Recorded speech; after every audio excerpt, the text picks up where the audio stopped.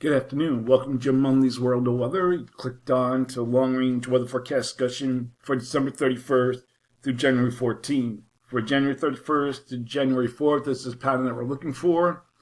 We're going to have a trough here from an upper low here near the Aleutians to off the west coast, above normal heights here across Canada and the high latitudes, ridge builds in the west, trough here in the east. And we'll have a split flow here. Here's the northern track. Here's the southern track, and the southern track will carry multiple systems that I'm going to get to right now. We're going to look at the surface now. A series of Pacific systems will move into Southern California, bring some precipitation to the region, and then move across the southern states. Now, we have one system here will be exiting the East Coast. This would be day after New Year's. And then we have another system moving in, and that'll move across the region and keep conditions unsettled.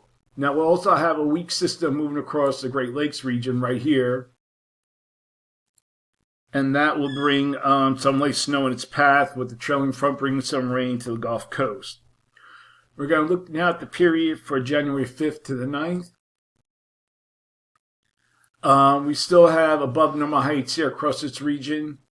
We have an upper low here near the Aleutians, Eastern Pacific. And we have above normal heights here across the high latitudes in the northern states. Still looks a little El Nino-like, with below normal heights across the southern states into the mid-Atlantic. Above normal heights here still have a split flow. So for this forecast period, I am calling for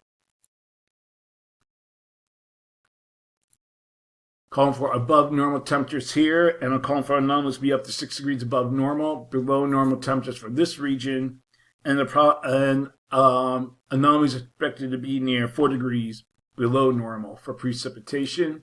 Calling for below normal precipitation here, and for this region, probability of occurrence is nearly 35%, and then we have above normal precipitation here due to that southerly track of the southern jet.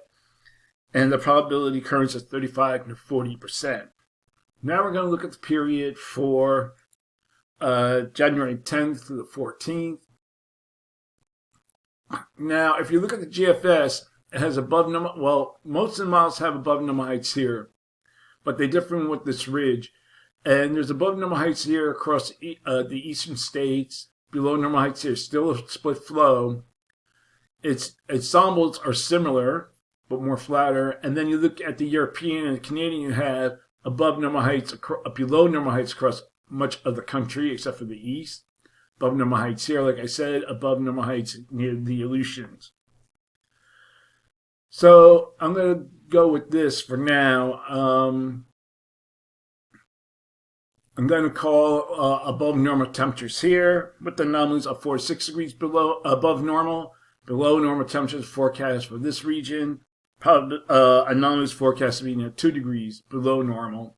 And for precipitation, calling for above normal precipitation for much of this region here. And the probability of occurrence is 35 to 40%.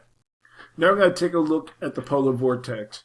And if anything, we're going to go here. Looking at this, we're going to go back here to the beginning. This 24 hours, it's still on the other side of the pole. And then we'll go 72 hours, still there. Then it starts expanding, going to the south. Then we come to January 5th. It starts singing southward. Then we start seeing a little bit of a split here.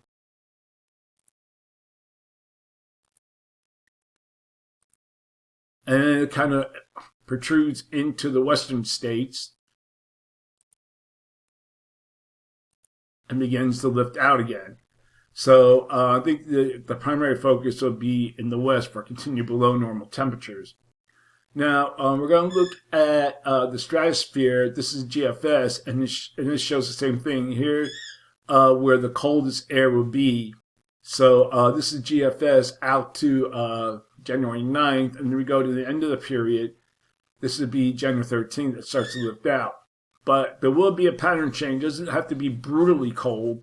for it to get into winter pattern, but it'll still be seasonable for this time of year. So that's all I want to show for now. That's the long range weather forecast discussion for December 31st to January 14th. Thanks for coming to Jim Munley's World of Weather, and have a good day.